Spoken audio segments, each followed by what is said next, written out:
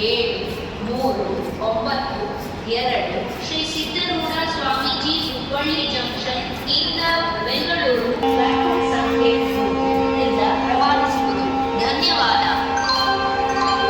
कृपया ध्यान दीजिए, गाड़ी संख्या 1-7-3-9-2 Shri Siddharoodha Swamiji Hubballi junction Bangalore city express Shri Siddharoodha Swamiji Hubballi junction से चलकर बैंगलोर सिटी को जाने वाली अपने निर्धारित समय 18:25 पर प्लेटफॉर्म क्रमांक 3 से जाएगी।